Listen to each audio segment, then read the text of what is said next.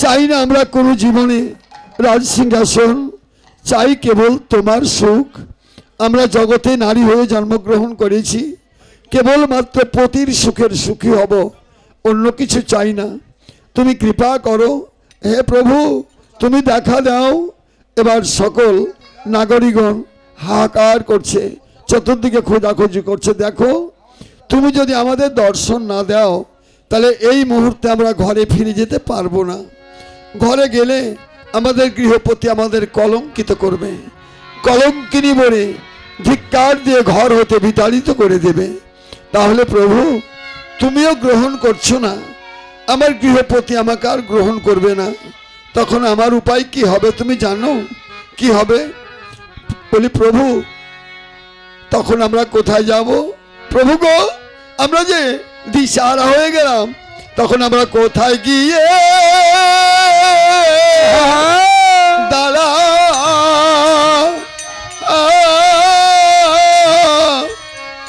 দাঁড়াইব রে?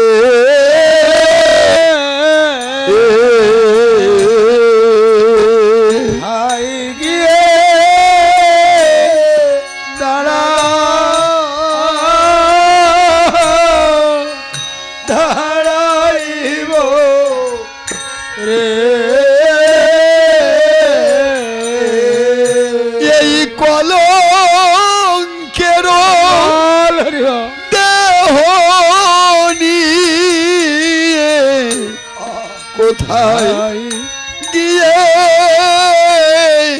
দাঁড়া কলঙ্কের দেহ নিয়ে, কোথায় গিয়ে দাঁড়া দাঁড়াইব রে? আমার দাঁড়াবার কোনো জায়গা নাই, কোথায় গিয়ে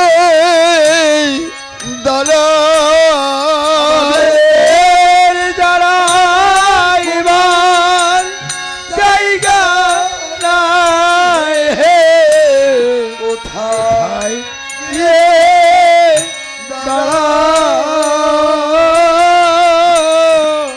দাঁড়াইব রে?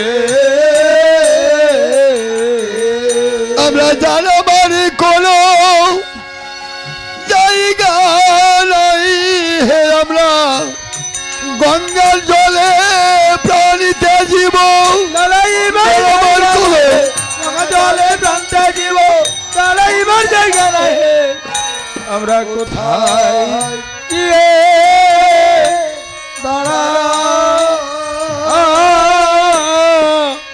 দাঁড়াইব রে? ভগবান, আমরা এই জীবনে কত কলঙ্কিত, কত হই নিপীড়িত, কত নিষ্পেষিত, কত অবহেলিত। আমাদের জীবন শুধু অবহেলার জীবন। আমরা জগতে কোনো ঠাঁই পাই না, কার কাছে দাঁড়াবো, কোন কুলে লাগবো। আমাদের আপন বলতে এমন কেহ নাই, একমাত্র তুমি আপন। জগতের সকলে নিশির স্বপন, নিশি যোগে স্বপ্ন দেখলে যেমন সকালবেলা কিছুই থাকে না, তেমনি আমাদের জগতের জীবন। তুমি যদি আমাদের দর্শন না দাও তাহলে আমরা কোথায় যাব? আছাড় খেয়ে নদী আর নাগরিকগণ মাটির উপর পড়ে বলছে, ও মা, মাগো ধরা, গর্ভধারিণী মা আমাকে 10 মাস 10 দিন গর্ভে রেখেছিল, তার যখন ধারণ ক্ষমতা পার হয়ে গেল আর আমাকে সেই মা গর্ভে রাখতে পারেনি। মাগো, তোমার বুকে ফেলে দিল, তুমি জগতের অনন্ত কোটি জীবকে বুকের মাঝে নিয়ে জন্মের মতো ঘুমিয়ে আছো মা। মাগো, তুমি আমাকে ফেলে দিও না। সীতা দেবীকে যেমন তার লজ্জা আবরণ করেছিলে দুভাগ হয়ে। মাগো, তুমি আমাকে ফেলে দিও না। তুমি যেমন অনন্ত কোটি জীবকে বুকের মাঝে নিয়ে ঘুমিয়ে আছো, তুমি আমাকেও তোমার মধ্যে প্রবেশ করতে দাও। মাগো, ওরে ধরনি তুই দুভাগ হরে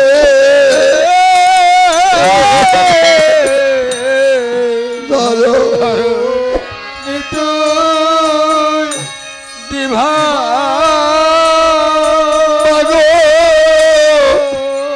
আরি তো জ্বালা, আরি তো জ্বালা আমরা সইতে নারী। ধরো তুই দুভাগ মাগো, তোমার বুকে বুকে লুকাবো। ধরো তুই দুভাগ মাগো, তোমার মাঝে আমরা লুকাইব। ধরো তুই দুভাগ মাগো, বলো এখনই আমরা কোথায় যাব। ধরো তুই দুভাগ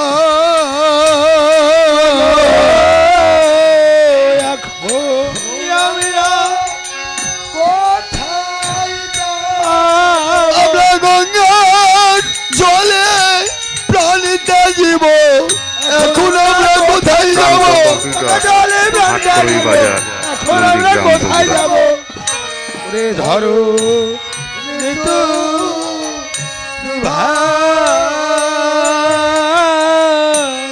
হরে ধরো তুই ভগবান। ভগবান জগতের সকল আঘাত সইতে পারে। কেউ যদি ভগবানকে গালিজ গালা করে, ভগবান কিছু মনে করে না। কেউ যদি ভগবানকে লাঞ্ছিত মনে করে, ভগবান লাঞ্ছিত হয় না। কিন্তু যদি কৃষ্ণ নামে কোনো ভক্ত যদি নয়নের জলে বদন কমল ভাষায়, ভক্তের নয়নের জল ভগবান সইতে পারে না। যেমনি ভক্তগণে কৃষ্ণ নামে হরিবল হরিবল বলতে বলতে নয়নের জলে বক্ষদেশী প্লাবিত করেছে, তখনই প্রভু আর সইতে পারেনি। গোলক ছেড়ে ধরাধামে এসে এবার সেই ভক্তের কাছে দর্শন দিচ্ছে। কই প্রভু, ওই যে তরু মূলে গৌর হরি মনোহর বেশ ধরি। আর তরু মূলে গৌর হরি মনোহর বেশ ধরি। তরু মূলে গৌর হরি মনোহর বেশ ধরি। আর তরু মূলে গৌর হরি মনোহর বেশ ধরি। আরে হরি ধ্বনি করে উচ্চ স্বরে, আরে হরি ধ্বনি করে উচ্চ স্বরে। হরি নামের ধ্বনি উঠিল রে, নামের ধ্বনি উঠিল, নামের ধ্বনি উঠিল রে, নামের ধ্বনি উঠিল। হরি বল হরি বলে নামের ধ্বনি উঠিল রে। হরি হরি বলে নামের ধ্বনি উঠিল, নামের ধ্বনি উঠিল। হরি ধ্বনি করে উচ্চ স্বরে। ভক্তের নয়নে জল দেখে প্রভু গোলক ছেড়ে এসে গঙ্গার কুলে তরু মূলে ত্রিভঙ্গ ভঙ্গিম ঠামে হেমে দণ্ড বাহু তোলন করে হরিনাম করছে। এবার ওই ধ্বনি থেকে ওরা ধ্বনি অনু সারে ভক্ত তাহে হয় অনুগত। ওনার ধ্বনি অনু সারে ভক্ত তাহে হয় অনুগত। ওরে অনিমিখে এ গৌর বদন হ্যাঁ রে,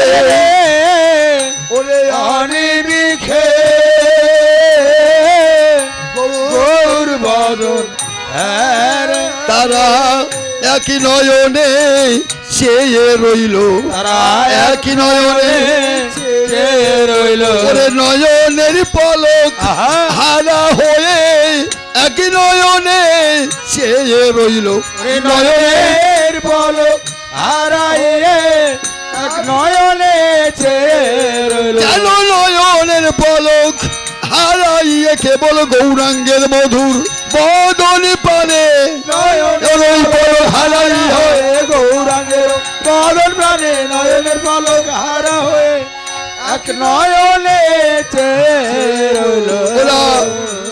প্রভুর দর্শন করে আর নয়নে পলক ফেলে না, পলক দেয় না। কেন? নয়নের পলকে যদি আমার এমন ভজনের মূর্তি হারিয়ে যায়, এই জন্য ওরা পলক দিচ্ছে না। তাই আবার ভক্তগণকে পরীক্ষা শুরু করলেন। ভক্তগণকে পরীক্ষা করছে বলে জানো, আরে গৌর হেরি ভক্তগণে কহে কহ কি কারণে, গৌর হেরি ভক্তগণে কহ কাহি কি কারণে, আরে গৌর হেরি ভক্তগণে কহে কহ কি কারণে, গৌর হেরি ভক্তগণে কহ কাহি কি কারণে, আরে তোমরা আইলা রজনীতে, আরে তোমরা আইলা রজনীতে, বলো কেনই বা আসিলে, কেন বা আসিলে, বলো কেনই বা আসিলে, কেন বা আসিলে, তোমরা নিজ নিজ পতি ছেড়ে কেনই বা আসিলে, নিজ নিজ পতি ছেড়ে কেন বা আসিলে, তোমরা নিজ নিজ পতি ছেড়ে এই ঘোর রজনীতে, ওহে ওহে ওহে ওহে কেন বা আসিলে। হরি বল। প্রভু প্রশ্ন করছেন, গো নদীয়ার নাগরিকগণ, তোমরা কেন এসেছো? একে তো গভীর ঋষি, তাতে জঙ্গলের মাঝ, গঙ্গার কুল, এই সময় তোমরা নিজ নিজ পতিকে পরিত্যাগ করে কেন এসেছো? তোমরা কি পতিব্রতা রমণী নও? কেন এসেছো? এবার নাগরিক তো সবাই সমান নয়, যারা ন্যায্য প্রতিবাদ করতে পারে। বললেন, প্রভু তুমি এমন করে বলতে পারছো, তুমি কেনই বা ডাকিলেই, কেন বা ডাকিলে, কেনই বা ডাকিলেই, কেন বা ডাকিলে, হরি নামের ধ্বনি করে কেনই বা ডাকিলে, হরি নামের ধ্বনি করে কেন বা ডাকিলে, তুমি হরি নামে ধ্বনি করে নাম ধরে ধরে, ওহে ওহে ওহে ওহে ওহে ওহে কেন বা ডাকিলে। বাসুদেব ঘোষে কয় গদাধর ছাড়ি ভাই, গোড়া চাঁদে লাগিলা কহিতে, মায়ের শয্যায় সাহিত্য নিমাই, অমনি বাতায়ন পথ দিয়ে নিমায়ের মুখমণ্ডলে পূর্ণ চন্দ্রে জ্যোতি এসে পড়তেই গোবিন্দ গোপাল আমার চৈতন্য পেয়ে কণ্ঠধ্বনি করতে করতে গঙ্গার কূলে গেলেন। হরে কৃষ্ণ। এক একটা পালার মধ্যে অনেক অনেক পদ, পদকে পিছনে ফেলে পদের মধ্যে লুকিয়ে আছে অনেক রস, পদেরই অভিপ্রায় বলে শেষ নাই। তাহলে এই পদে আছে পদার্থ যদি হয় শব্দের অর্থ, নইলে সকল ব্যর্থ। যেমন কুশরকে কেটে দেখলে মনে হবে লাঠি, কিন্তু যারা রসিক রসকে খেতে জানে, ওরা কর্ষণ করলে ওর থেকে রস বাহির হয়। তাই পদের মধ্যে লুকায়িত আছে রস, এগুলি যদি কর্ষণ করিয়া জীবের জন্য আর সাধনের ঠিক উপযোগী করা যায়, তাহলে এটাই হয় পদাবলী 1 নম্বর কীর্তনিয়া। আমি হয়তোবা বয়স্ক মানুষ, তো সবারই প্রাণে মনে গ্রহণযোগ্য নই হয়তোবা, কিন্তু রূপের আকর্ষণ নাই, আছে গুণের বিচার। তাহলে গুণের বিচারটাই যারা গুণী, এরা এই গুণের বিচার করতে পারে। আর পদের কথা বলে অবকাশ নাই। আমি হয়তোবা বলতে যাব কিছু, একটা কথা, ভগবানের ভজন সাধন কি রূপ আমি গৌরচন্দ্রিকা শেষ করি, তখন কিছুটা কথা বলবো। হরে কৃষ্ণ। ওরে বৃন্দাবন লীলা গোরার, বৃন্দাবন নীলা গোরার মনে বাবা তে পড়িল রে বৃন্দাবন নীলা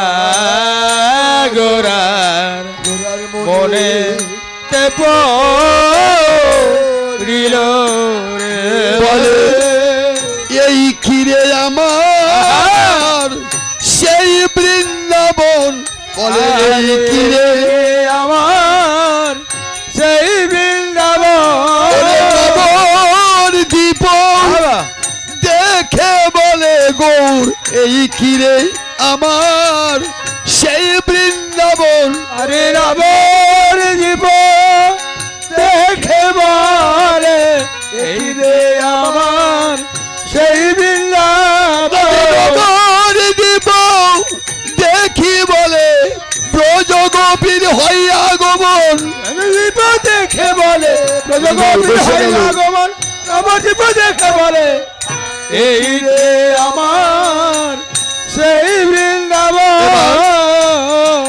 বৃন্দাবন লীলার কথা গৌরের মনে পড়ে গেছে পূর্ব লীলা হরে কৃষ্ণ আজকে সন্ধ্যাকাল থেকে অবধি পর্যন্ত এটা ভাবছিলেন আগে যে এটা আমাদের এই গ্রাম এটা একবারও ভাবেননি ভেবেছিলেন এটা গণ্ডগ্রাম নয় এটা সত্যিকারের একটা বৃন্দাবন তাহলে এই তো বৃন্দাবন যেমন নবদ্বীপ তেমনি বৃন্দাবন যেমনই গঙ্গা তেমনি যমুনা সমান সমান করছে তাই আমার ভাবছে আমার বৃন্দাবন লীলা গোরার মনেতে পড়িল ওরে যমুনারও ভাব সুর ধরি রে করিল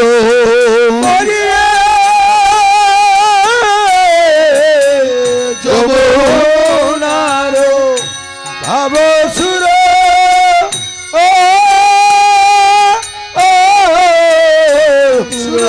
সুর ধরি রে কহিল রে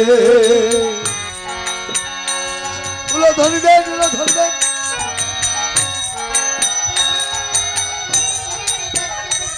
সুর ধরি রে কহিল রে বলি এই তো আমার সুরধ্বনি এই তো আমার সুরধন বলে এই তো আমার প্রেমী যমুনা এই তো আমার প্রেমী যমুনা আমি এরি কুলে খেলেছিলাম এই তো আমার প্রেমী যমুনা এই কুলে খেলেছিলাম এই তো আমার প্রেমী যমুনা আমি এরি কুলে খেলেছিলাম ব্রজ গোপী সঙ্গে করে এরি কুলে খেলেছিলাম ব্রজগোপীর সঙ্গে করে এই কুলে খেলেছিলাম এই তো আমার প্রেমী যমুনা যমুনার ভাব সুরধ্বনি করিল যেমনি নবদ্বীপ তেমনি বৃন্দাবন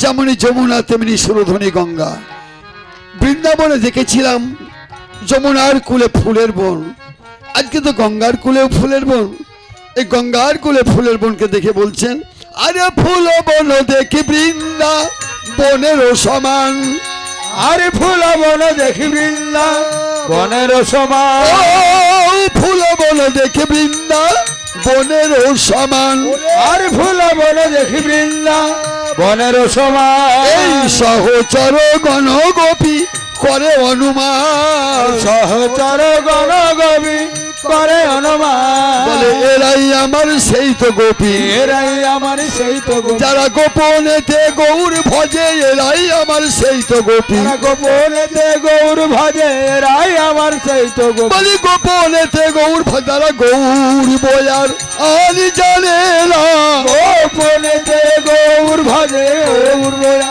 আমি জানে না গোপনেতে গৌর এরাই আমার সেই তো গোপী সহচর গণ গোপী করে অনুমান যখনই সমস্ত দেখলেন গোপী ভাব এখানে কোনো পুরুষ নাই সমস্ত সহচরগণ হয়ে গেছে গোপিকা এবার প্রভু আমার খেলিবার সামগ্রী করলেন কি কি খোল এবং করতাল ওরে খোলো করো তালে গোরা শুনে আর খোল করো তালে গোরা সুমেলি করিয়া খোলো করো তালে মাইক বন্ধ হয়ে গেল ভাই করিয়া আর খোল করো তালে গোরা সুমেলি করিয়া তার মাঝে নাচে গোরা জয় জয় দিয়া আর তার মাঝে নাচে গোরা জয় জয় দিয়া আর জয় জয় দেয় রে আর জয় জয় দেয় রে তার জয়ে জগতের জয় জয় জয় দেয় রে আর জয় দিলে জগতের জয় জয় জয় দেয় রে। খোল করতাল আমার গৌরাঙ্গ সুন্দর বেশ নাচছে কিভাবে আমার গৌরাঙ্গ নাচে রে আমার গৌরাঙ্গ নাচে রে আমার গৌরাঙ্গ নাচে রে হে বিদণ্ড বাহু তুলে গৌরাঙ্গ নাচে রে হে বিদণ্ড বাহু তুলে গৌরাঙ্গ নাচে রে নিত্যানন্দ নাচিছে নিত্যানন্দ নাচিছে আমার নিত্যানন্দ নাচিছে আমার নিত্যানন্দ নাচিছে রে গৌরাঙ্গের সঙ্গ পেয়ে নিত্যানন্দ নাচিছে গৌরাঙ্গের সঙ্গ পেয়ে নিত্যানন্দ নাচিছে শ্রীবাস নাচছে গদাধর নাচছে আবার নাচছে অদ্বৈতাচার্য যিনি বয়স্ক মানুষ কিভাবে নাচছে আমার অদ্বৈত নাচে রে অদ্বৈত নাচে রে আমার অদ্বৈত নাচে রে বলে পাগলের মতো হয়ে অদ্বৈত নাচে রে আমার পাগলের মতো হয়ে অদ্বৈত নাচে রে নিলেন খোল করতাল খোল মাটির ভাণ্ড চামড়া দিয়ে ছাউনি দেহটাও খোল মাটির ভাণ্ড চামড়া দিয়ে ছাউনি যান্ত্রিক আছে যন্ত্র বাজছে যান্ত্রিক নাই যন্ত্র অচল হয়ে পড়ে আছে তদ্রূপ এই খোল বেজে বেজে বলছে ধিক ধিক তাকে ধিক কাকে ধিক যারা মানুষ জন্ম পেয়ে গৌর ভজে না তার জীবনে ধিক যারা জন্ম পেয়ে মা বাবার সেবা করে না তার জীবনে ধিক আবার বলছে খোল খুলে দাও তোমার হিংসার কপাট খুলে দাও অহংকারের কপাট বিনাশ করে খুলে দাও দিয়ে দুই হাত তুলে বলে প্রেমানন্দ হরি হরি হরি বল। আর বাজে করতাল কর যোগ তাল করে করে তাল বাম হাত ডান হাত বাম হাতের সঙ্গে দক্ষিণ হাত তাল মিলাও ছোটর সঙ্গে বড় নরের সঙ্গে নারী জানার সঙ্গে অজানা ধনীর সঙ্গে কাঙ্গাল শিক্ষিত সঙ্গে অশিক্ষিত সবাই করো তাল করো আর করো তাল করো তাল আর করো তাল করো তাল আর করে করে তাল মিলাইয়া করো তাল করো তাল খোলো করো তালে গোলা সুমেলি করিয়া আর খোলো করো তালে গোরা সুমেলি করিয়া আর মাঝে নাচে গোলা জয় জয় দিয়া আর তার মাঝে নাচে গোরা জয় জয় দিয়া এবার বাসুদেব ঘোষ গীতকর্তা যত নীলে আমরা পরিবেশন করি সমস্ত প্রতিটার পদের গীতকর্তা আছে কিন্তু অন্যান্য গীতকর্তাগুলো দাসলোচন চণ্ডীদাস আমার গোবিন্দ দাস সমস্ত কিছু পরোক্ষ মানে প্রত্যক্ষদর্শী নয় এরা ভাবের ঘরে ভক্তি সহকারে অনুরাগ দ্বারা লিপিবদ্ধ করেছেন কিন্তু প্রত্যক্ষদর্শী একমাত্র বাসুদেব ঘোষ বাসুদেব ঘোষ গৌরাঙ্গ মহাপ্রভু লীলা করেছেন আর বাসুদেব ঘোষ বসে বসে দর্শন করেছেন এবং কলম দিয়ে টিকা করেছেন আজ বাসুদেব ঘোষ বলে করেন বিলাস বলে প্রভু তোমার এই যে বিলাস কুঞ্জ এই বিলাস কুঞ্জ বড় অক্লান্ত পরিশ্রমে গঠন হয়েছে কমিটি পক্ষ ভিক্ষার ঝুলি কাঁধে করে মাসের মাস একটি নিমন্ত্রণ পত্র প্রতিটা ভক্তের ঘরে দিয়েছে এবং কিছু আবেদন করেছে হরিবল হরিবল অনেক অক্লান্ত পরিশ্রমের ফলে আমার এই বিলাস কুঞ্জ তৈরি হয়েছে আবার এই কুঞ্জ তৈরিও হয়েছে একদিনে ভেঙে যাবে যেমন ভাঙা গড়ার জগৎ মায়ের গর্ভে একটা সন্তান জন্মিল বেশ অনেক কষ্ট করে ছেলেকে সুমানুষ যোগ্যতা অর্জন করালো শিক্ষা দীক্ষা দিয়ে যখন বেশ যোগ্যতা হলো সে সময় যদি ছেলেটা মৃত্যুবরণ করে মা বাবার প্রাণী যেমন আর সহ্য হয় না প্রাণ ফাটা কেন্না কেঁদে গড়াগড়ি দেয়, তেমনি এই কুঞ্জ যারা তৈরি করেছে, এই বিলাসকুঞ্জ যাদের পরিশ্রমে তৈরি হয়েছে, কালকে যখন এই বিলাসকুঞ্জ ভেঙে যাবে, যখনই ভেঙে যাবে তখন তাদের মন বিদার হয়ে যাবে, বলবে প্রভু গো,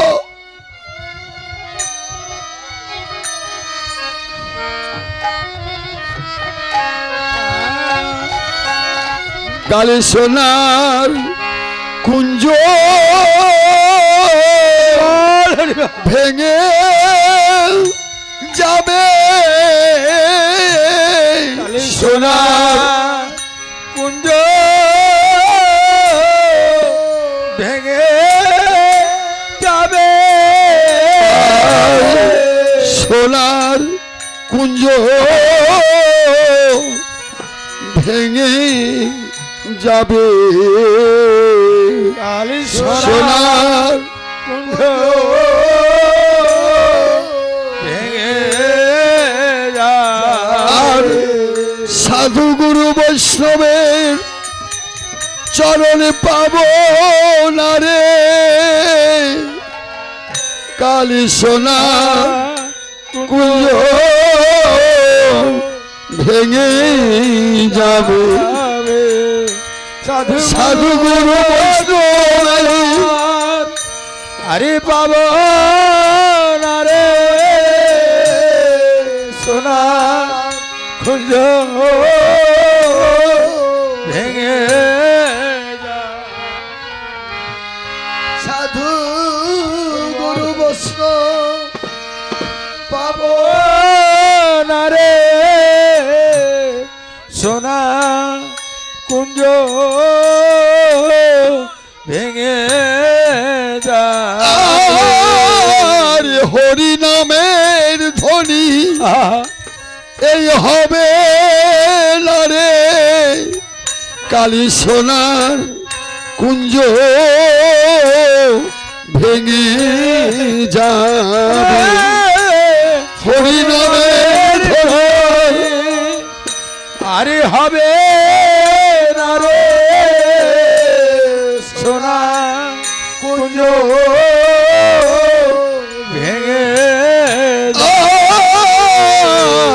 হরি নামের ধ্বনি হবে রে, কেবল বল হরি বল, হরি হরি বলে হরি নামের হরি বল, হরি বল, হরি বলে সোনার কুঞ্জ ভেঙে যাবে, হরি বল, হরি বলে আরে সাধু কুঞ্জ ভেঙে যাবে। ভাঙা গলার জগৎ আজ গড়েছে, কাল ভেঙে যাবে, তখন তাদের এই যে নাম, এই নীলা, এই দৃশ্য তাদের নয়নে সর্বক্ষণ ভাসবে। আপনি ঘুমাচ্ছেন, তবু দেখতে পাচ্ছেন এই নীলা, আপনি বিভোর হয়েছেন, দেখছেন সমস্ত ভক্তের বদন, চক্ষু মুদে আছেন তবু দেখছেন ভক্তের বদন, যেন ভুলানো যাই না, ভুলানো যাই না, ভুলানো যাই না, ভুলানো যাই না, যেন ভুলানো যায় না, সদাই হিয়ার মাঝে জাগে, ভুলানো যায় না, সদাই হিয়ার মাঝে জাগে, ভুলানো যায় না, আরে সদাই হিয়ার মাঝে জাগে আমার রাধা গোবিন্দের নিত্য লীলা,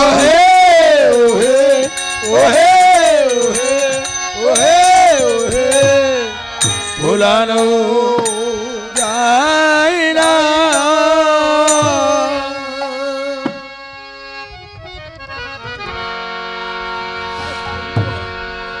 এই নীলা ভুলে যাবার নয়, এই নীলা চিরস্মরণীয়।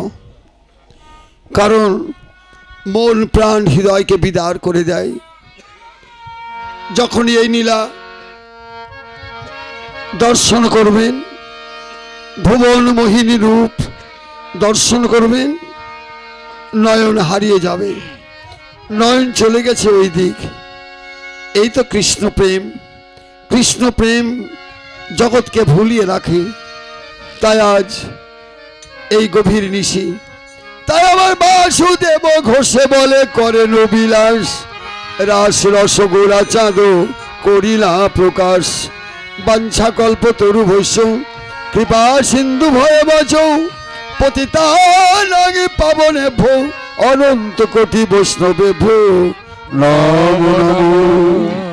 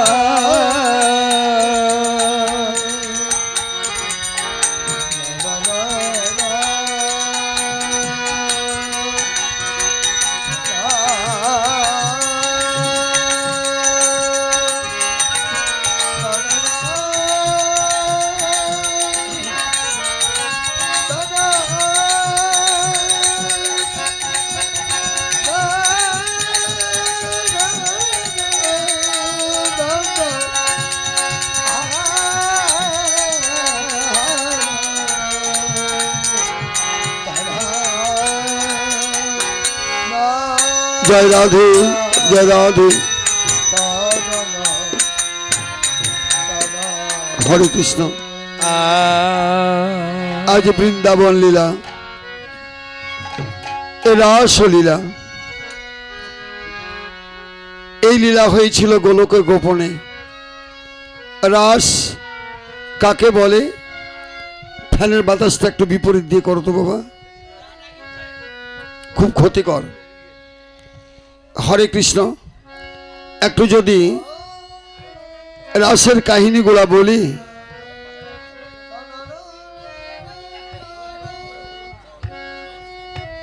রাসলীলার কাহিনীগুলা বললে ঘুমাবেন না? বলবো না। হরে কৃষ্ণ। বাহ, এ মামনি আমার কত সুন্দর, এত এই বয়সে কীর্তন শ্রবণ মন প্রাণ দিয়ে করছে, এটাই তো সঠিক। বাহ, না না, দিনেও ছিল। হরে কৃষ্ণ। এখনো রাস নয়, রাস যখন হবে রাধা কৃষ্ণের নৃত্য হবে। যখন রাধা নাচবে তখন যদি আমার ছোট্ট মামনিরা কেউ নাচতে চায়, আপত্তি নাই। দুর্গা পূজায় যেমন নাচেন, বিবাহে যেমন নাচেন, তেমনি নাচবেন, ক্ষতি নাই।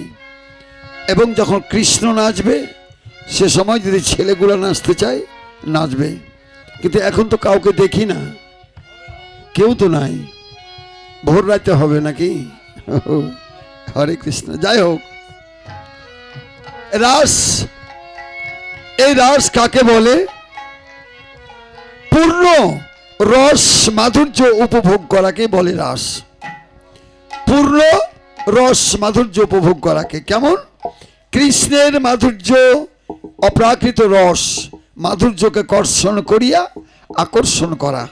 কিভাবে? যেমন কুশলের রস এমনি খেলে মিষ্টি লাগে না, আবার যদি 4-5 দিন রেখে দিই নাকের কাছে নেওয়া যাবে না, থাকবে কিভাবে? কর্ষণ করলে একটা বস্তু হবে।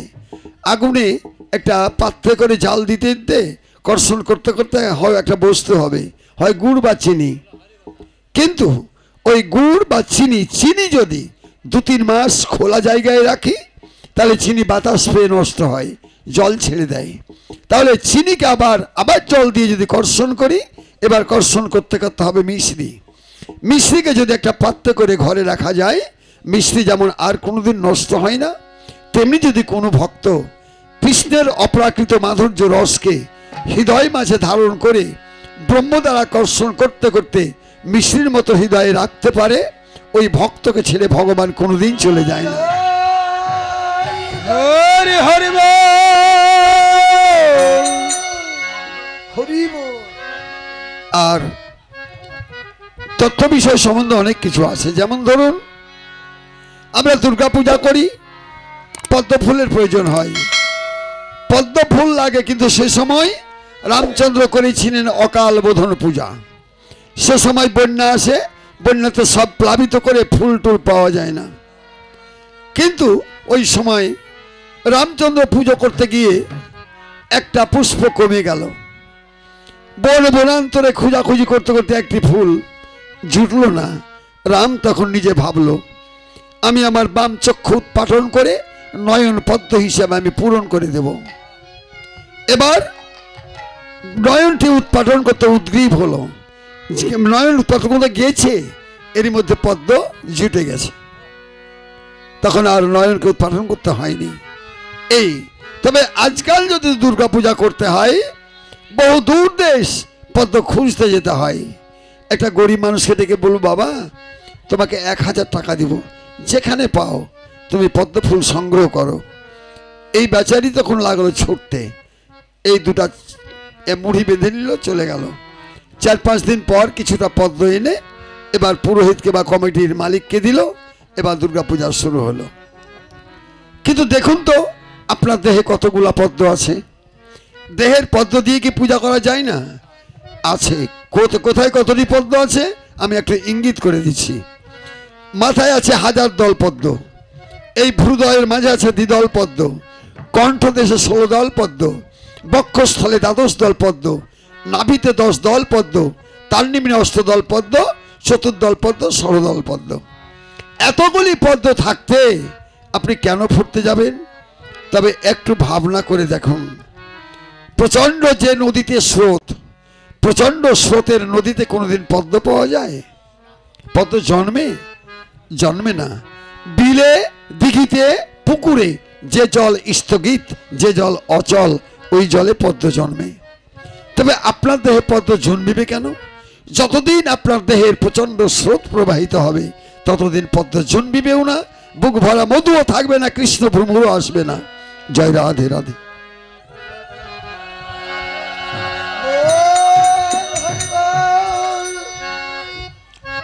এই তো তত্ত্ব বিষয়। মা তুমি মনে কিছু করো না, এগুলা প্রেমিক হয়ে কীর্তন শ্রবণ করো। আমি জানি গভীর রাত্রেতে গভীরতা মানুষ ছাড়া এই লীলা আস্বাদন করে না। এর বিষয়ে অনেক তত্ত্বলীলা লুকিয়ে আছে, এগুলি পরিবেশন অবশ্যই করতে হয়। তবে যার আস্বাদনের শক্তি আছে তারাই আস্বাদন করে। এবার র উল্লাসে রাস, রকে উল্লাসিত করে হয় রাস। র একটি অক্ষরের নাম। রয়ের নিচে যদি বিন্দু না থাকে অক্ষরটির নাম কি হবে? ব। আস্তে বয়ের আকৃতি কয় কোণ? 3 কোণ।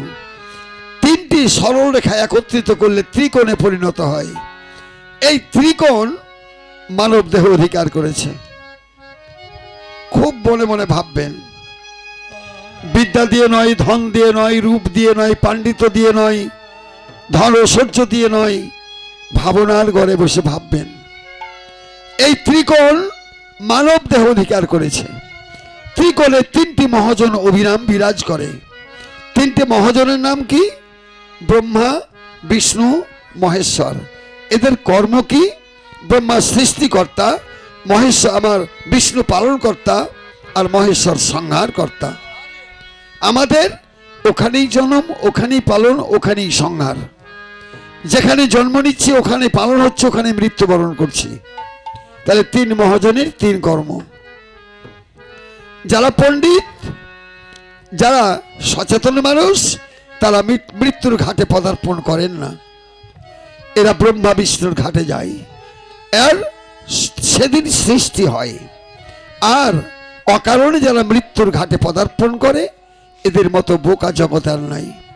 এরা মূর্খ, এরা সবসময় মৃত্যুর ঘাটে পদার্পণ করে। কিন্তু পণ্ডিত যারা, তারা সৃষ্টির ঘাটে যায়, পালনের ঘাটে যায়, মৃত্যুর ঘাটে নয়। এবার এই দেখে জগৎপতি অনাদিরাদি শ্রী গোবিন্দ শ্রী সুন্দর গো পৃথিবী বিন্দু আকারে এসে বয়ের নিচে ঠাঁই নিল। বয়ের মধ্যে নয়, বাইরে। এবার হলো রকে উল্লাসিত করে হয় রাস। উল্লাসিত কি দিয়ে? যিনি আমার আহ্লাদিনী শক্তি, রাসেশ্বরী শ্রীমতী রাধারানী, রসবতী প্রেমময়ী, এই রসের দন্তাস্য আকৃতি নিয়ে রয়ের পাশে ঠাঁই নিল। এবার দন্তাস্য রস, পূর্ণ রস মাধুর্য উপভোগ করাকেই বলে রাস। আকার কি? যোগমায়াকে আশ্রয় করে যেমন রাধা কৃষ্ণের লীলা, তেমনি জগতের আমাদের গুরু আকার হিসাবে গণ্য হয়ে দন্তাস্বর মধ্যখানে আশ্রয় নিয়ে হলো রয়ে আকার দন্তাস্বর রাস। এখন জায়গাটা কোনটি? এবার অনুভব করবেন। অনুভব কেমন? আমাদের এই নীলা অষ্টদল পদ্মের নিম্ন ভাগে একটি গভীর সরোবর। এই সরোবর থেকে লীলার উৎপত্তি হইয়া এই লীলা হয়েছে মৎস্যমুখী। মৎস্যমুখী মানে মাছ খাওয়া নয়। আমাদের সনাতন ধর্ম এত বিচক্ষণ পণ্ডিতের ধর্ম, মূর্খের ধর্ম এটা নয়। এটাকে রিসার্চ করতে হলে তীক্ষ্ণ ব্রেনের প্রয়োজন। যার মাথায় ঘিনু আছে, মোটা মাথা দিয়ে একে রিসার্চ করতে পারবে না। তাহলে এরা যারা এই ধর্মটাকে বিপরীত জাতি আমাদের ঘৃণা করে, এদের মাথা মোটা, এরা বুঝতে পারে না। তাই তো আমরাও কেউ কেউ এটাকে বুঝতে পারি না, কিন্তু বুঝতে হয়। যেমন অষ্টদল পদ্ম, জলের উপরই স্থলের বসতি, তাহার উপরে ঢেউ, তাহারই মধ্যে বিলাস কুঞ্জ, বুঝিতে না হারিবে কেউ। হরিবল হরিবল। জল একটা সরোবর, অষ্টদল পদ্ম একটা সরোবর। এই জলের উপরই স্থল কি? স্থলটা হচ্ছে একটা পদ্ম পাতা। ওতে কি ব্যাং ভেক কিংবা কীট পতঙ্গ রইতে পারবে?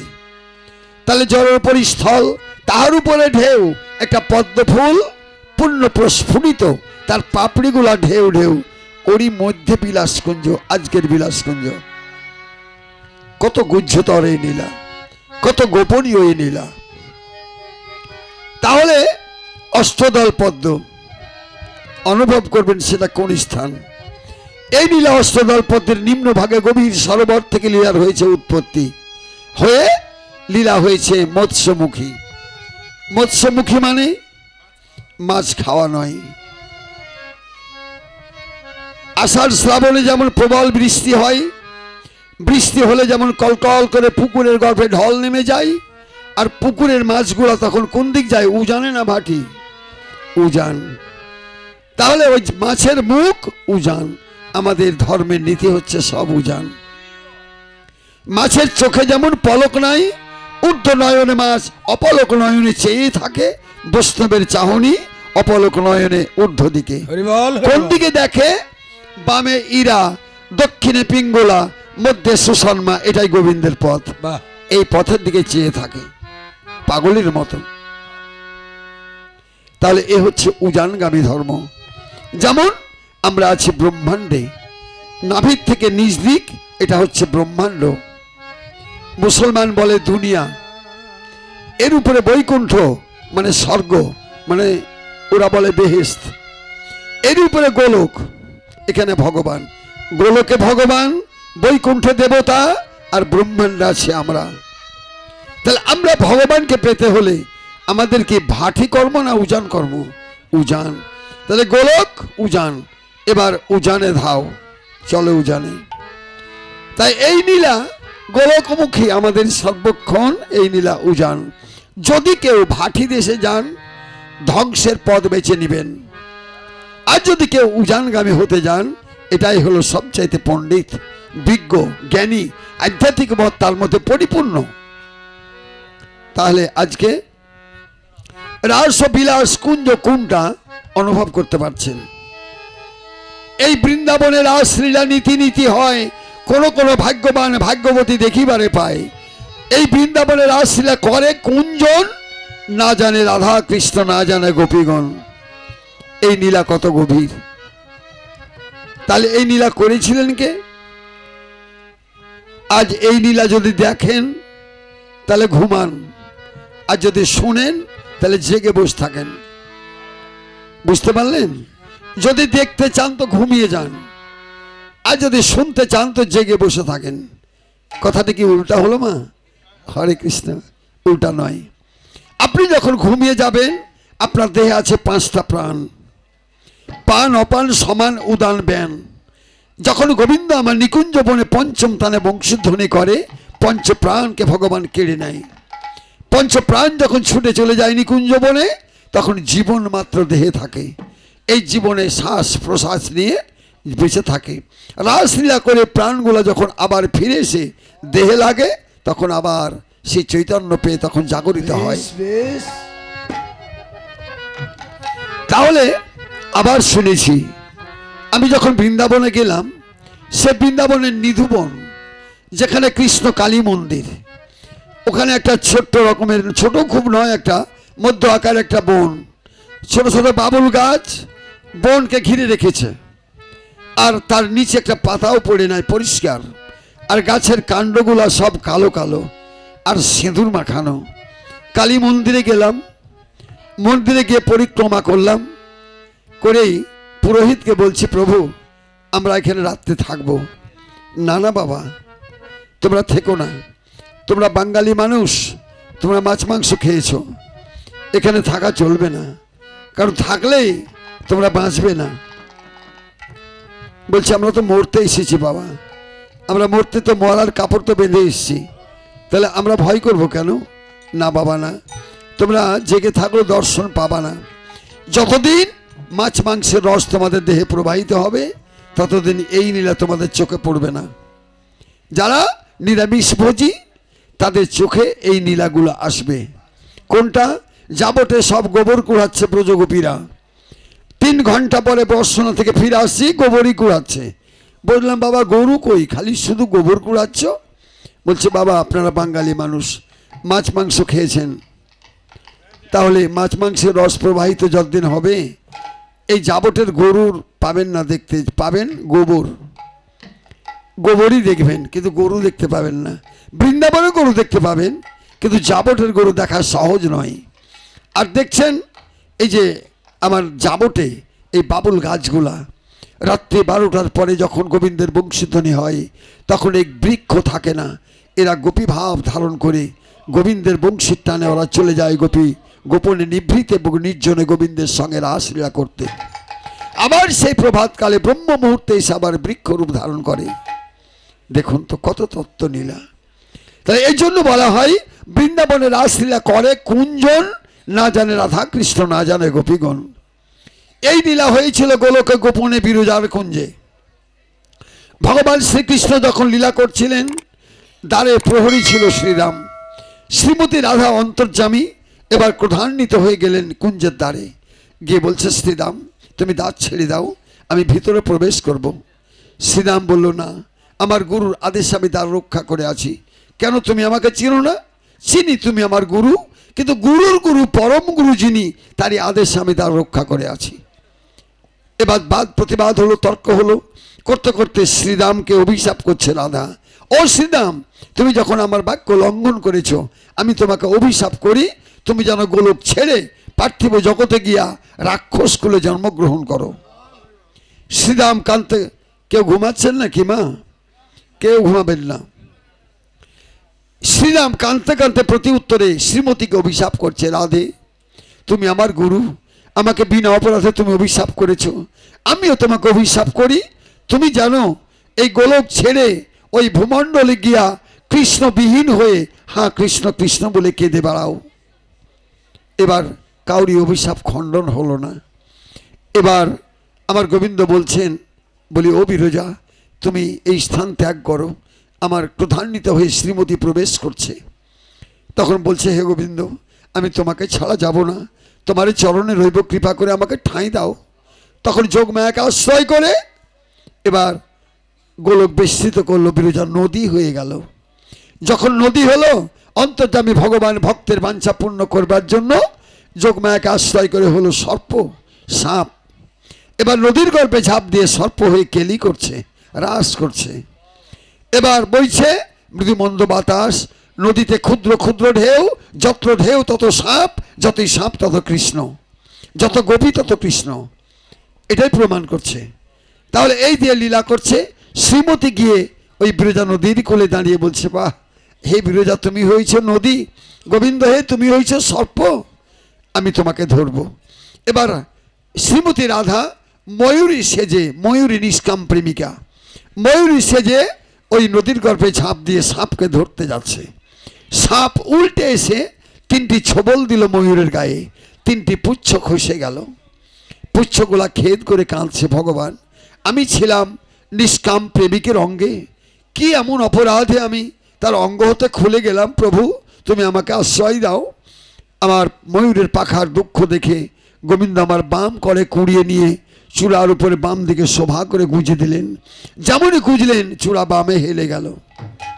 নুপুরকে বলছে আমার ময়ূরের পাখা, ওরে নুপুর, কত দুর্ভাগ্য তোর, কতদিন ধরে, কত যুগ ধরে তুই গোবিন্দের চরণেই রইলি, তোর গতিটা ঊর্ধ্ব দিকে উঠার হলো না। এই দেখ আমাকে, আমি যেন ভগবান আমাকে পাওয়া মাত্রই সর্বোচ্চ আমাকে ঠাঁই দিয়েছে। আমার নুপুর কেঁদে কেঁদে বলছে, ওরে পুচ্ছ, এই গোবিন্দের চরণের জন্য বন বনান্তরে কত কোটি কোটি মুনি ঋষিগণ তপস্যা করছে একমাত্র গোবিন্দের চরণের জন্য। এই জগতে সাধুগুরু বৈষ্ণব একমাত্র ভগবানের চরণের জন্য কত যাগ যজ্ঞ ব্রত ব্রতাদি অনুষ্ঠান করতেছে। আর এই চরণে ঠাঁই পাবি কবে? যেদিন তোর দেহের অভিমান শূন্য হবে, সেই দিন তার চরণে মতি আসবে। মতি এলেই ভগবান কৃপা করে তোকে চরণে ঠাঁই দিবে, এর পূর্বে নয়।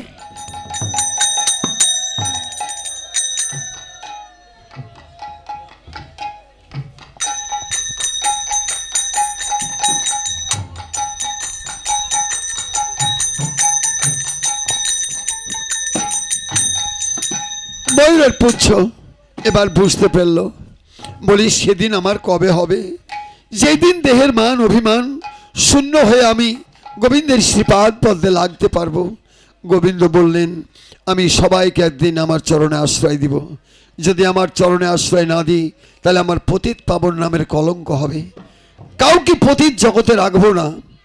এক নাগরী বলছেন ভগবান, যে কোনোদিন তোমার গুণগান করেনি, কৃষ্ণ বলে একদিন নয়নের জলে বিগলিত হয়নি, একদিন বিগ্রহ মন্দিরে গিয়া হামাগুড়ি দিয়া কৃতাঞ্জলি পুটে তোমার চরণে প্রণাম করেনি, তোমার চরণে পুষ্পার্ঘ্য অর্পণ করেনি, একদিন তোমার নামে কোনো ভোগ দেয়নি, সে কেমন করে তোমাকে পাবে?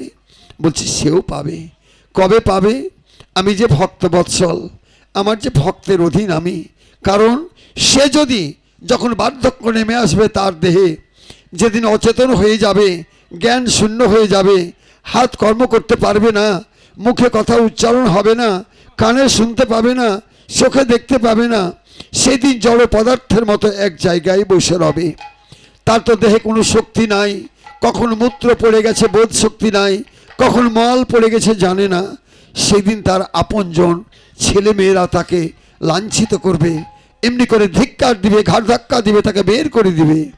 এই যে আঘাত, আঘাতে আঘাতে সেদিন মনে পড়বে আমার কথা। সেদিন বলবে, হে গোবিন্দ, তুমি কত দয়াময়, তুমি কত করুণাময়, তুমি কত কৃপাময়। তুমি আমাকে একদিন, আমি কাউকে মানুষ বলে গণ্য করিনি, একদিন আমাকে পাশে বসবার কাউকে আমি ঠাঁই দিনি, ভিক্ষুকের ভিক্ষার ঝুলিতে আমি এক মুষ্টি ভিক্ষা দিনি, তবু তুমি আমাকে বাঁচিয়ে রেখেছো। হে ভগবান, আমি যখন মাতৃগর্ভ হইতে ছোট্টকালে শিশুরূপে ছিলাম, তখন তুমি আমার খাদ্য সংগ্রহ করে রেখেছিলে। মাতৃপক্ষের স্তন মাঝে অমৃত ধারা, মায়ের বুকে মুখ দিতে আমি আমার খাদ্য পেয়েছি, তবু আমি তোমার নাম একদিন গাইনি প্রভু। হে ভগবান, তুমি কৃপা করে আরো কিছুদিন আমাকে বাঁচাও, আমি যেন তোমার চরণে ফুল জল দিয়ে আমার এই আত্মাকে আমি সমর্পণ করতে পারি। রাধা কৃষ্ণ প্রেমানন্দে হরি বল হরি বল।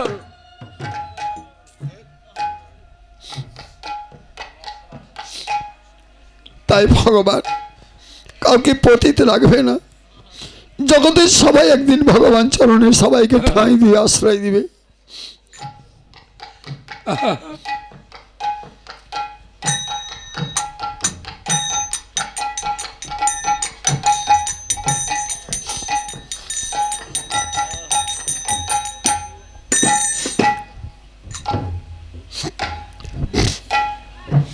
এই ভাবনা করে এবার আমার গোবিন্দ এবার সবাই স্বরূপ ধারণ করলো। স্বরূপ ধারণ করে বললেন, বলি হে কৃষ্ণ, হে সখা, আমার কি অভিশাপ খণ্ডন হবে না? বলি না রে শ্রীরাম, তুমি যাও, ওই জগতে গিয়ে তুমি দৈত্যের হবে প্রধান, রাক্ষসের প্রধান, তোমার নাম হবে শঙ্খচূড় দৈত্য, আর তুলসী হবে তোমার প্রিয়া। রাধে তুমিও যাও। তখন আমার শ্রীমতী বললে, রাধারানী তুমি যাও, বৃষভানু রাজনন্দিনী হবে, আর কীর্তিকা হবে তোমার জননী, বৃষভানুপুরে হবে তোমার জন্ম। তাহলে হে গোবিন্দ, তুমিও এসো, তুমি যেমন আজ বিরজার কুঞ্জে রাস করেছো, ওই জগতের সুন্দর সুন্দর মানুষকে লইয়া আমিও একদিন রাসলীলা করতে পারি। গোবিন্দ বললেন তথাস্তু। এবার এলো তারা এই জগতে। এই জগতে এসে প্রথম রামচন্দ্র অবতার। বনে গেলেন রাম পিতৃসত্য পালনে। বনে গিয়ে রাম মুনিদের আশ্রমে আশ্রমে ফিরছিলেন। মুনিগণ রামকে দেখে বলল, হে রাম, তুমি আমাদের পতি হও, তুমি আমাদের অভিলাষ পূর্ণ করো। রাম বলেছিল, হে মুনিগণ, আজও নয়, এই দেহে নয়, তোমরা এই পুরুষের দেহ পরিত্যাগ করে নারীর দেহ ধারণ করে ব্রজে কুমারী বালিকা হয়ে জন্মগ্রহণ করো এবং ব্রজগোপী ভাবে আমার কার্তিক মাসে কাত্যায়নী ব্রত আদ্যাশক্তির উপাসনা করবে। আমার যমুনার কুলের বালুকা তুলে যোগমায়া নির্মাণ করে আদ্যাশক্তির উপাসনা করে জলকেলি করে তোমরা সাধনায় সিদ্ধি হলে তোমাদের আশা পূর্ণ করিব শারদীয়া পূর্ণিমা রজনীতে। হরি হরি বল।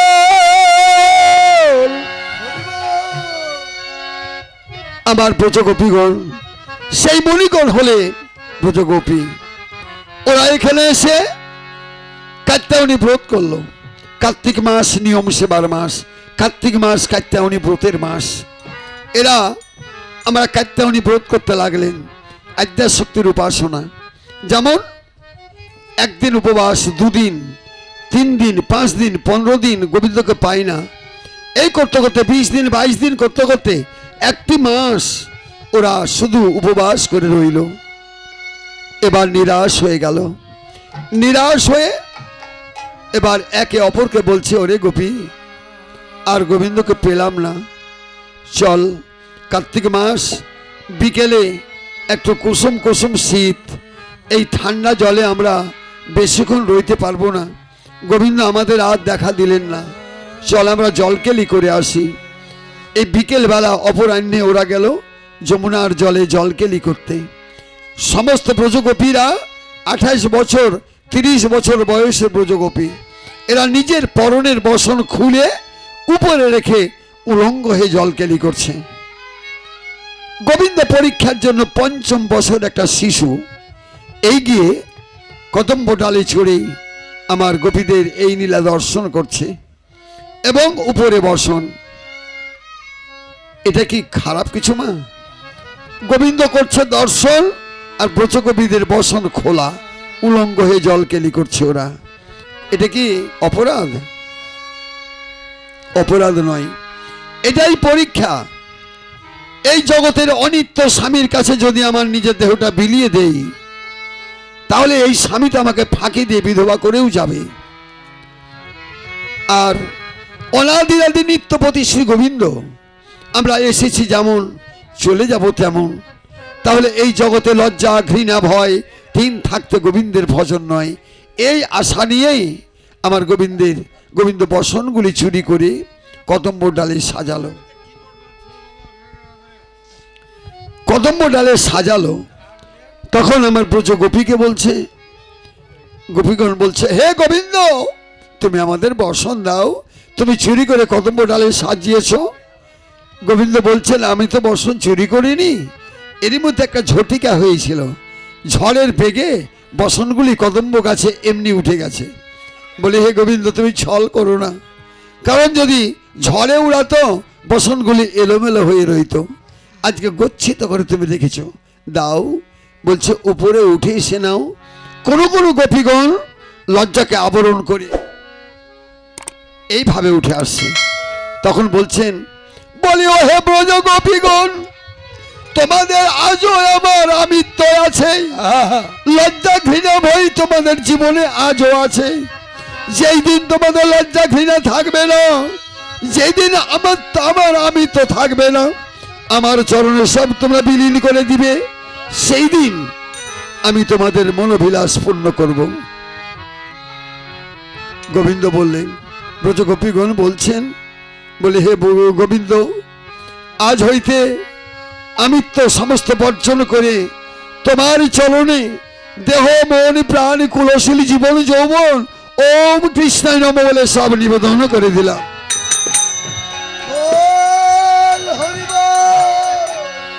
দুই হাত তুলে বেরাম গোবিন্দের চরণ। গোবিন্দ বললেন, হে গোপীগণ, যেই দিনে শারদীয়া পূর্ণিমার রজনী হবে, এক এক বৃক্ষে 5 5 রঙের ফুল প্রস্ফুটিত হবে, উদ্দীপন স্বরূপ বংশীধ্বনি হবে আমার নিকুঞ্জ বনে। এই বংশীধ্বনি শুনে যারা আমাতে অনুগত হয়ে নিকুঞ্জ বনে যাবে, তাদেরকে নিয়ে আমি করিব রাসলীলা। আজকের সেই রজনী। ওরে ভগবান ও পিতারাত্রি, শরদল ফুল্ল মল্লিকা, বৃক্ষরন্তকে মনুষ্য চক্রে যোগমায়ামুপাশ্রিতা, মায়ের শয্যায় সাহিত গোপাল অমুনি বাতায়ন পদ্মে, গোবিন্দের মুখমণ্ডলে পুণ্যচন্দ্রে জ্যোতি এসে পড়তেই গোবিন্দ চৈতন্য পেয়ে চলে গেলেন বংশী বট হেলনে। নন্দীগ্রামে বাজালেন বিশ্ববিমোহন মুরলিয়া। কি বলে বাজালেন?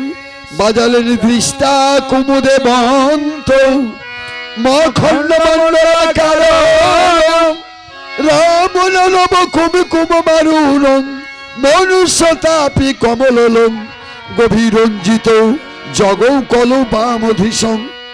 বাম নয়নের চাহনি করে কটাক্ষ ভাবে বংশীধ্বনি করছে আমার গোবিন্দ। এবার বাজল জানু শারদ চান্দ পবন বন্দ,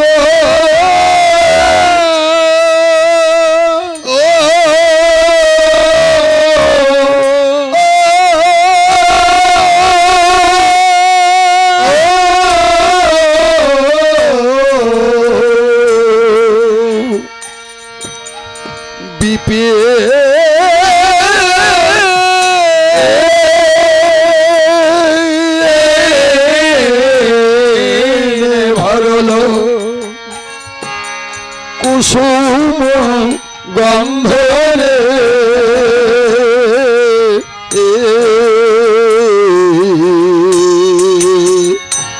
আমার শারদ চান্দ পবন মন্দ,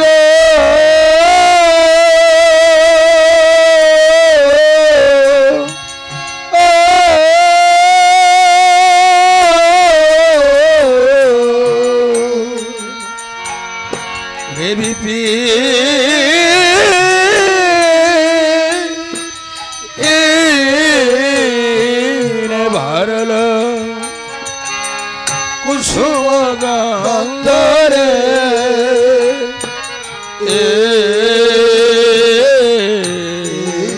জল শারদ চন্দ্র পবন মন্দ, বিপিনে ভরল কুসুম গন্ধ, এই যেন আজকের নয়নে এই রজনীতে অনুরাগের চাঁদ উদয় হলো রে, বড় অনুরাগের চাঁদ উদয় হলো রে। ওদের হৃদয় বৃন্দাবন আলো করে, অনুরাগের চাঁদ উদয় হলো রে। ওরে হৃদয় বৃন্দাবন আলো করে, অনুরাগের চাঁদ উদয় হলো রে। সারা বৃন্দাবন আলো করে যেন আধার বলতে রইল না রে। বৃন্দাবন আলো করে আধার বলতে রইল না রে। বৃন্দাবন আলো করে অনুরাগের চাঁদ উদয় হলো। হরে কৃষ্ণ। আমার সময় 3টা পর্যন্ত। আমি যদি রাসলীলা খুঁটিনাটি করে করি তাহলে কিন্তু 3:30, তাহলে কিন্তু আমার সময় পেরিয়ে যাবে। তো আমি কথায় কথায় খুঁটনাটি করে যাব, কিন্তু আমি প্রতিটা পদ সম্পূর্ণ করতে পারবো না। হরে না করলে তাহলে আপনার মালিককে বলেন কালকে কুঞ্জভঙ্গ আমাকে দিয়ে করাবে না, আমি সকাল করে দেব একেবারে অলস পর্যন্ত। মালিককে বলেন। হ্যাঁ,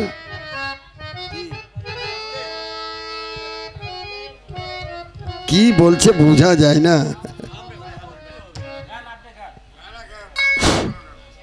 আচ্ছা ঠিক আছে, আমি মোটামুটি আপনাদের অবগতর জন্য আমি টুকটাক করে বলে যাব সব কিছু, তবে আমি টাইম খুব একটা ওভার করব না। হরে কৃষ্ণ। তাহলে আমার কথাগুলো বুঝতে পারছেন সবাই? আমার ভাষাগুলো বুঝতে পারছেন সবাই? হরে কৃষ্ণ। তো আমরা কিন্তু চাপাইয়ের মানুষ। ওই যে বড়বাবু গেল দারোগা, ও কিন্তু আমার ছোট ভাই। ওকে আমি কোলেপিটি করে মানুষ করেছি। আমাকে দাদা বলে ডেকে আমাকে বুকে টেনে নিল। তো ওরা একটা বিশাল মানে রাজ এস্টেটের মালিক ওদের। তো ওরা এমনই ভালো। ওর বড় বাবার নাম ছিল আফতাবউদ্দিন মিয়া, মেজ কাকার নাম ছিল কালু মিয়া, ওর বাবার নাম ঝালু মিয়া, আর তার ছোট ছিল একটা আলাউদ্দিন মিয়া। এরা মিয়া তো মানে মেওয়া, এত সুন্দর। এর বাপ কাকারা 4টি ভাই যখন যেখানে যেত, বড়টা আগে, মেজোটা তার পিছনে, তারপর তার পিছনে, এইভাবে তারা সারিবদ্ধ। প্রতিটা ভাইয়ের কাছে বন্দুক, এমনি করে তারা বিলে খালে নিজের এরিয়াতে ফিরত। এখন বর্তমান আমার এই দারোগা বাবুর 2টা ভাই আছে। ও বড় ভাই যেটা ওর আপন, ওর নাম নাসিম মিয়া। ও কিছু করে না, সংসার দেখে। কিন্তু ওর কাকা তো বড় বাপের 2টা ভাই আছে, বেটা আছে। ওরা নান্নু মিয়া আর মান্নু মিয়া। আর বড়টা হলো আমিন মিয়া। তা আমিন মিয়া কিন্তু আমার সংসদের সচিব বর্তমান আওয়ামী লীগের। বেশ দেখতে অত্যন্ত পরম সুন্দর। আর ওই 2টা ভাই আরও সুন্দর। এরা মান্নু মিয়া নান্নু মিয়া মনে হয় 2টা বন্ধু, ভাই নয়, একেবারে বন্ধু। 2 ভাই লড়াই করবে, খেলবে, আনন্দ করবে, গান বাজনা করবে, নাচবে, গাইবে এখনও। অথচ একজন ইউনিয়ন পরিষদের চেয়ারম্যান আর একজন বাস সমিতির হেড। তাহলে এরা জমিদারের বংশ। আজ আমাকে দেখেই তাকে ডাকলো, দাদা আমার এই ভাইটাকে নিবারণ, কিন্তু একে জামনি বলে ডাকতো। বলছে ওটা দাদা, ওটা জামনি নয়? ওই হ্যাঁ দাদা। তো সব দিকে ডাকবো না, তা আমি ওখানে যাই। দারোগা নিজে থামতে না পেরে নিজে আমাদের সঙ্গে দেখা করতে এলো। এটা আমারই ছোট ভাই, সবকে মানুষ করা। এরা আমাকে অনেক ভালোবাসতো। ওর বাবা কাকারা একটা মেলা লাগিয়েছিল, আমি তখন গাইতাম আলকাপ গান। আপনারা শোনেননি হয়তো, পঞ্চরস গান। আমি আলকাপ গানের সম্রাট ছিলাম। আমি নিজে রচনা করতাম, নিজেই পরিবেশন করতাম। তো একটা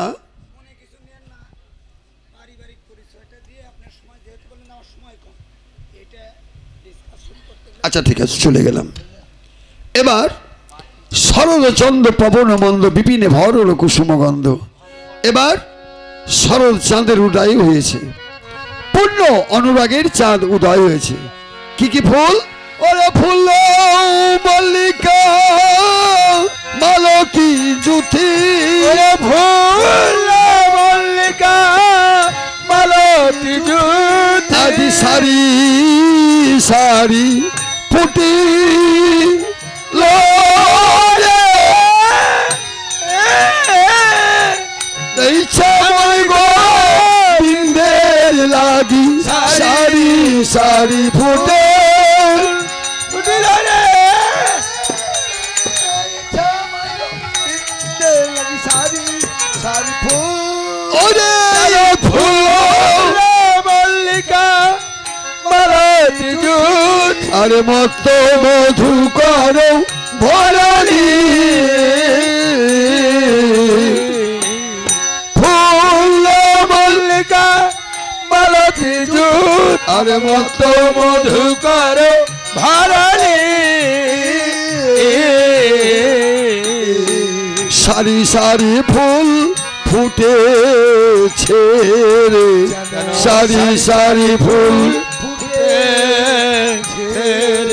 ওরে বুকি ভরা কত মধু নিয়ে সারি সারি ফুল ফুটেছে রে, বুকে ভরা কত মধু নিয়ে সারি সারি ফুল ফুটে রে, ওরে বুকি ভরা কত মধু নিয়ে আমার কৃষ্ণ ভ্রমরে আসবে বলে, ওরে বুকি ভরা কত মধু নিয়ে কৃষ্ণ ভ্রমর আসবে বলে, বুকি ভরা কত মধু নিয়ে সারি সারি ফুল ফুটে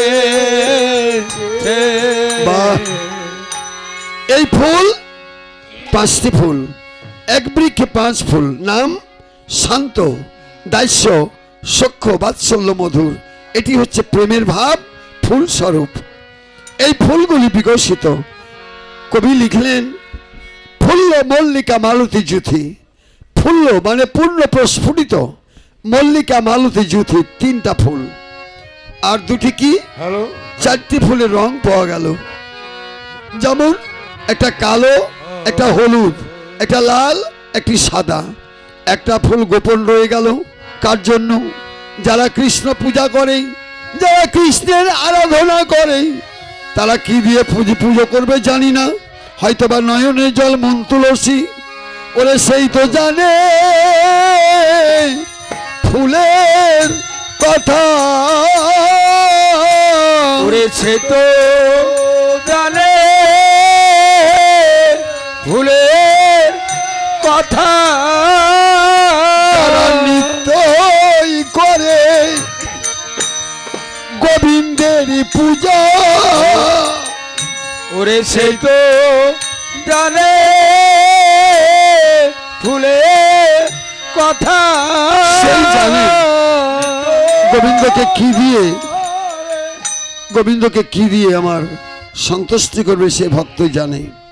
এই দেখে এবার দেখছেন ওই রজনীটা, ওরে হেরো তো রাতি ওই ছন ভাতি শ্যাম মোহন মদনে মাতি রে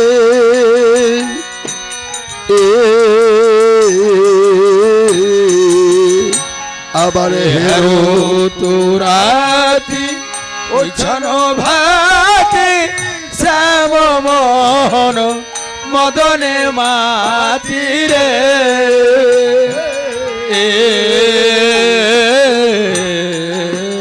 জানো মদন মোহন আজ মদনে মাতিল, মদন মোহন মদনে মাতি, ওরে বাঞ্ছা পূরণ করিবার লাগি মদন মোহন আজ মদনে মাতিল, বাঞ্ছা পূরণ করিবার লাগি রাস বিলাস কুঞ্জে বাঞ্ছা পূরণ করিবার লাগি, কুঞ্জে পূরণ করবার লাগি মদন মোহন আজ মদনে মাতিল।